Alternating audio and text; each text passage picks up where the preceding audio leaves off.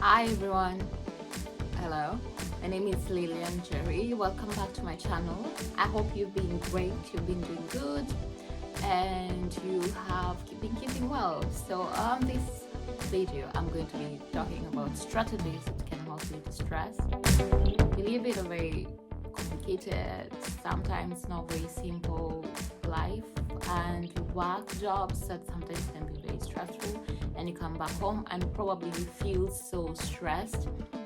So I have a good strategies that I've found that can be very helpful for me, that I think that if you practice them, you don't have to practice all of them, because well, there is not even time to do all the stuff that you need to do, leave alone having more strategies. But I think they're very important for you to have a calm and distressed and stress-free mind.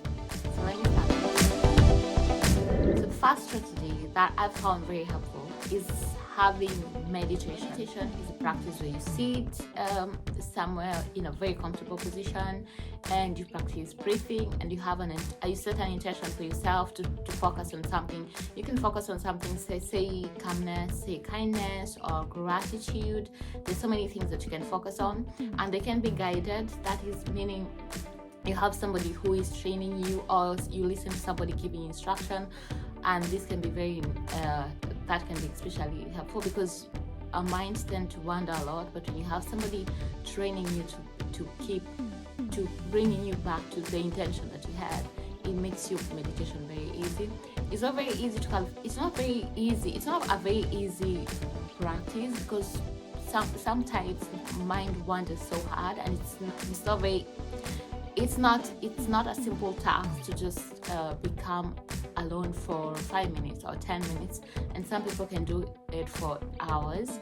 But it's a practice that comes with a lot of patience and a lot of consistency. You have to practice meditation for a while for you to be able to actually train your mind from wandering too much.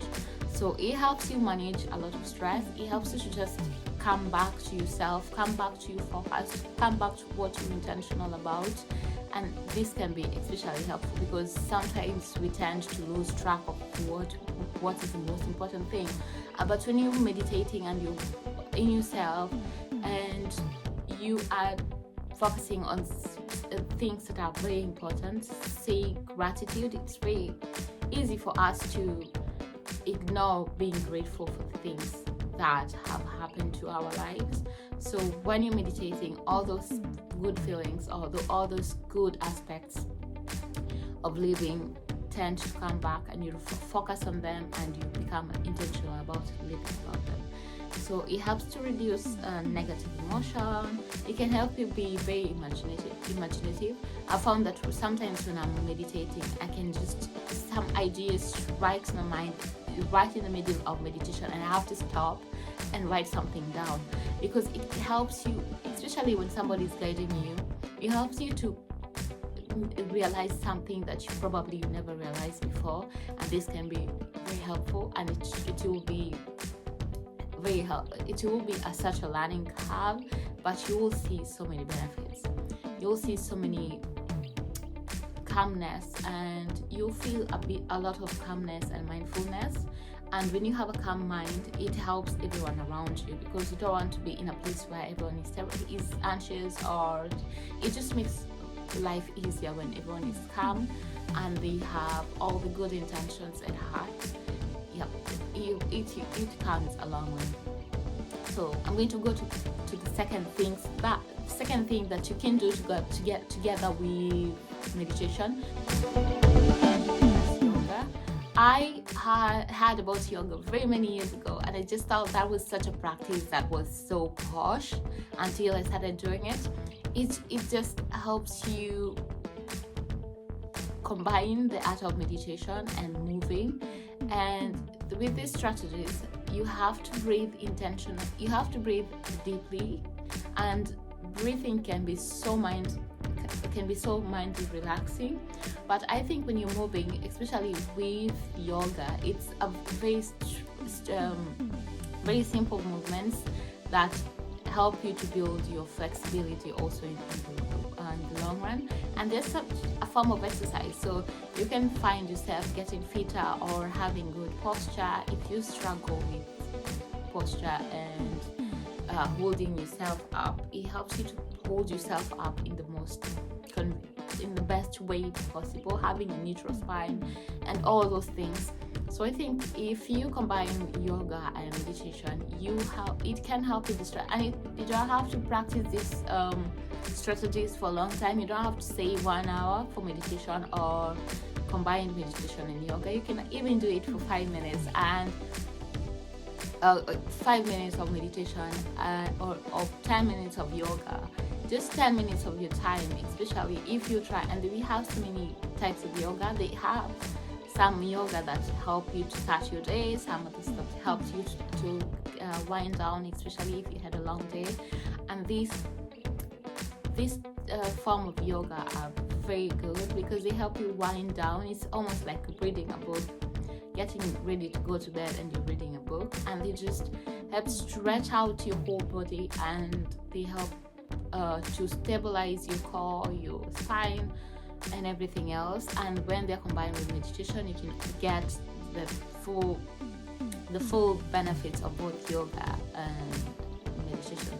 And if you're consistent with yoga especially, you find that over time you gain more stamina and more strength, and you're able to do most of the poses in yoga very easy. And this is just with consistency. You have to build consistency and patience, and be able to just practice, even if some poses can be very difficult, but in the long run, you just find yourself.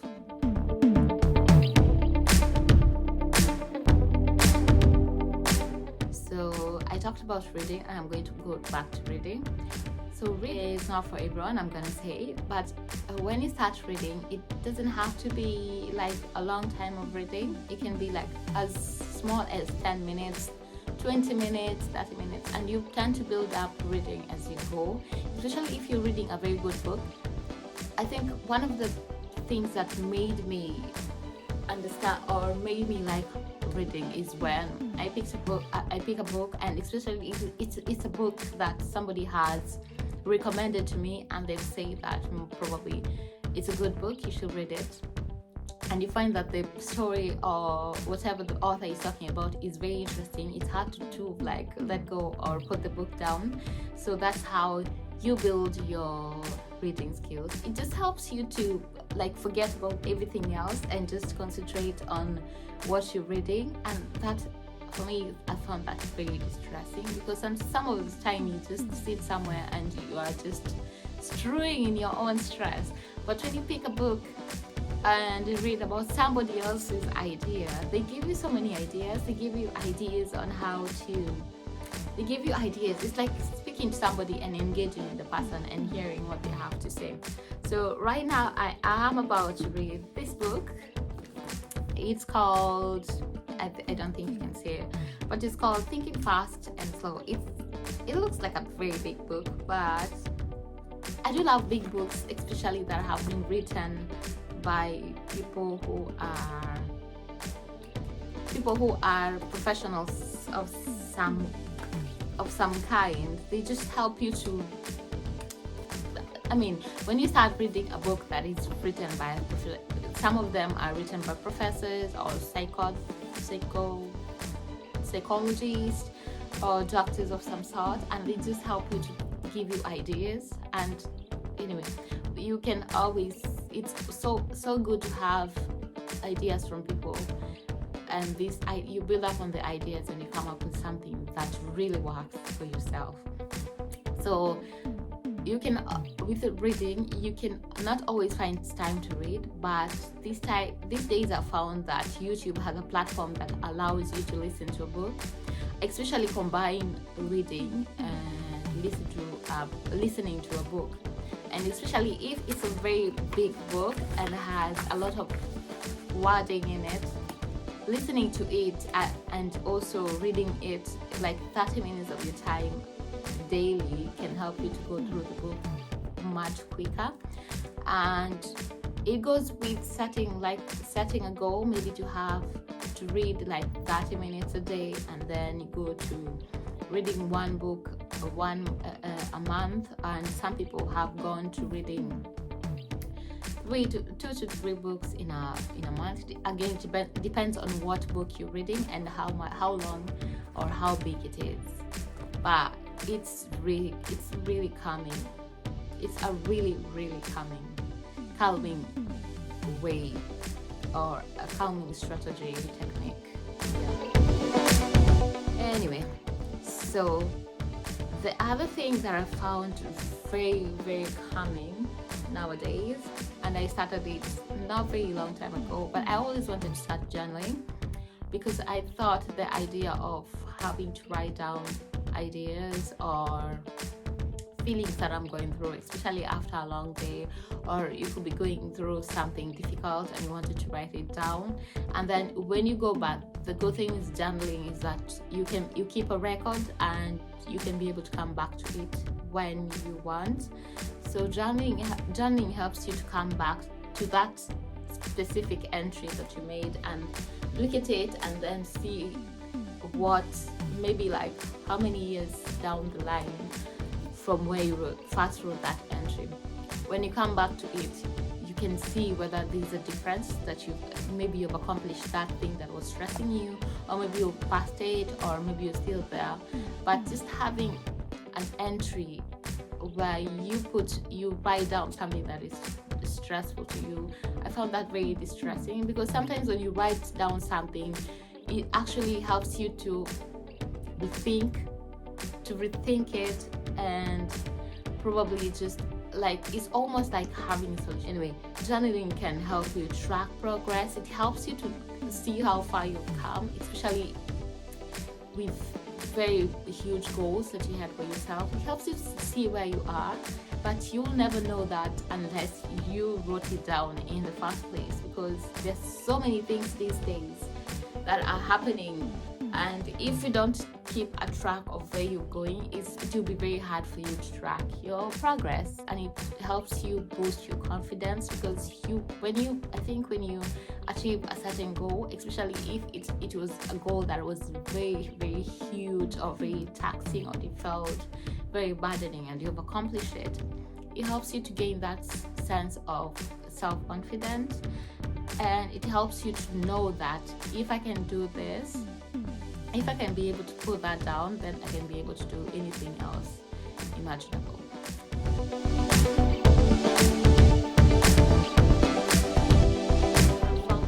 Very calming is to get creative. I work in a place where creativity in the sense of art is not always there, and I think every human is very creative, and these days you have platforms that help you to create things, and some of these platforms help you also to sell them, and we can be very creative, and especially when your mind is calm, when your mind is so super calm, you can be able to just it's almost like shutting your brain and telling it we don't want to focus on the most stressful part of our days. You just want to focus on creating a project, a colorful project, or whatever project that you might be working in.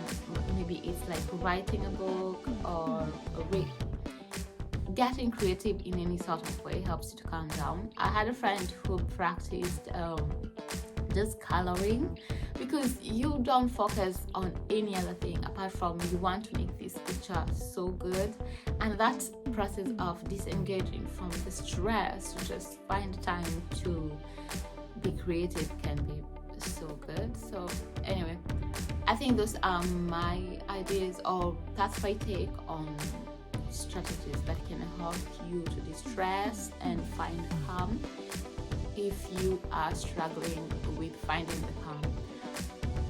I hope this was a good way, give you ideas on where to start if you wanted to de-stress.